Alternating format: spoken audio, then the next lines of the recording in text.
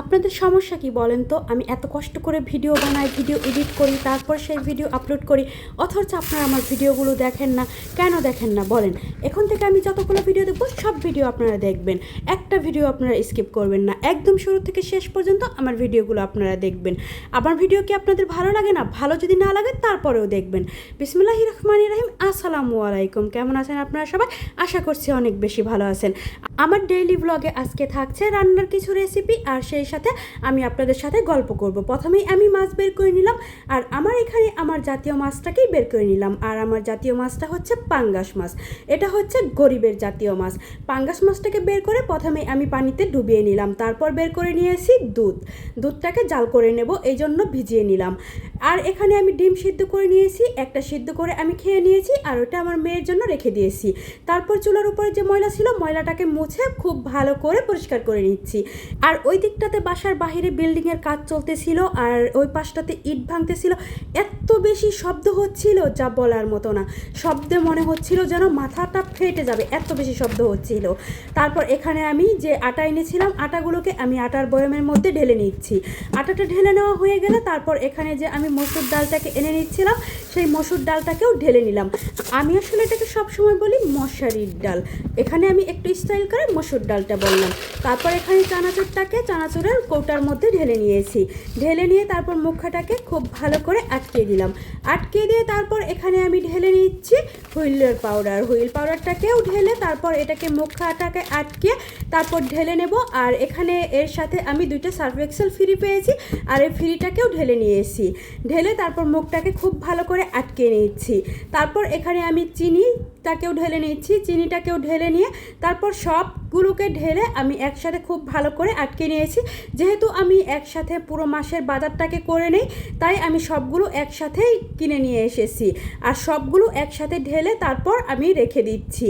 পুরো মাসের বাজার একসাথে করে নিলে আমার অনেকটা সুবিধা হয়, যেহেতু আমার ঘরে ছেলে মানুষ থাকে না, তাই আমাকে বাজারটা করতে হয়। এই জন্য আমি 1 মাসের বাজার একসাথে করে নেই, বারবার যাতে আমার বাজারে গিয়ে এগুলো কিনতে না হয়। আর এখানে যে আমি ভিমবারটাকে কিনে নিয়েছি, এটা গ্লিটারটা নিয়েছি। ভিমবারের যে এটা নিলে আমার একটু লাভ হয়, যেহেতু আমি আলাদা একটা প্যাকেট পেয়ে যাই, ওই প্যাকেটটাই আমার লাভ হয়ে যায়। এদিকে আমি চুলায় ডাউল বসিয়ে দিয়েছি, আর এখানে আমি ভাত বসিয়ে দিয়েছি। 2 চুলায় আমি 2টা বসিয়ে দিয়ে তারপর এখানে আমি পেঁয়াজ মরিচটাকে ছিলে ধুয়ে নিয়েছি। এদিকে ডাউলটাও বলক চলে এসেছে। এখানে আমি সবগুলোকে মশলা দিয়ে দিলাম। মশলা দিয়ে তারপর আমি এখানে দিয়ে দিচ্ছি কাঁচামরিচ, টমেটো কেটে দিয়ে দিলাম। দিয়ে তারপর এখন চুলার জালটাকে কমিয়ে রেখে ডাউলটাকে রান্না করে নেব। এখন এখানে আমি পেঁয়াজটাকে কেটে নিচ্ছি, দেখতেই পাচ্ছেন এরকম চিকন করে আমি পেঁয়াজ কেটে নিচ্ছি। পেঁয়াজগুলোকে কেটে নিয়ে তারপর আমি এখানে কাঁচামরিচ কেটে নেব।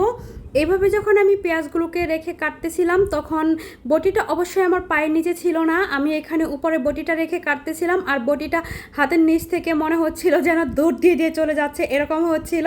তারপরেও আমি বটিটাকে বারবার একটু টেনে নিয়ে তারপর কেটে নিচ্ছিলাম। আর এখানে আমার পেঁয়াজ, কাঁচামরিচ, টমেটো সবগুলোই আমার কেটে নেওয়া হয়ে গেছে।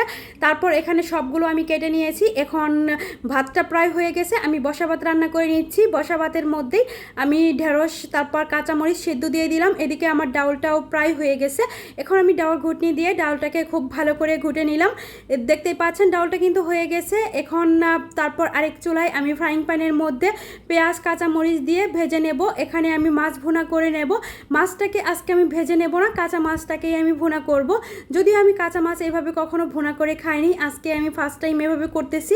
তারপর দেখি আমি এটা খেতে কেমন লাগে। কিন্তু এটা এভাবে ভুনা করার পর আমার বাসায় সবাই খুব পছন্দ করেছে, আমার কাছে অনেক বেশি ভালো লেগেছে। মশলা তারপর টমেটো দিয়ে আমি এটাকে খুব ভালো করে কষিয়ে নিচ্ছি। প্রথমে আমি ভেবেছিলাম এইভাবে কাঁচা মাছটা রান্না করলে হয়তো খেতে ভালো লাগবে না, কিন্তু আগে যখন দেখতাম যে আমার মা কিংবা দাদি তারা এভাবে মাছটা কষিয়ে রান্না করতো, তখন ছোটোবেলায় দেখেছি, তখন তেমন বুঝতাম না এর স্বাদগুলো, কেননা ছোটোবেলায় তেমন মাছ খাওয়া হতো না। মাছ দেখলে কেমন যেন গা কিনকিন করতো, খেতে ভালো লাগতো না। আর এখন মাছ ছাড়া তো খেতে ভালোই লাগে না, মাছের সাথে সবজি কিংবা মাছ যে কোনোভাবেই খেতে ভালো লাগে। এভাবে মাছগুলোকে উল্টিয়ে পাল্টিয়ে দিচ্ছি, তারপর পানি দিয়ে মাছটাকে কষিয়ে নেব। কষিয়ে নিয়ে মাছটাকে এভাবে ভুনা করে নেব। আর ওইদিকে তো ডাউলটা হয়ে গেছে, আর মাছটাকে দেখছেন যে চুলার জালটাকে বাড়িয়ে দিয়ে মাছটাকে উল্টিয়ে পাল্টিয়ে দিয়ে তারপর রান্না করে নিচ্ছি। এভাবেই মাছটাকে রান্না করে নেব। আর মাছটা মাশাআল্লাহ খেতে বেশ এত বেশি মজা হয়েছিল যা বলার মতো না।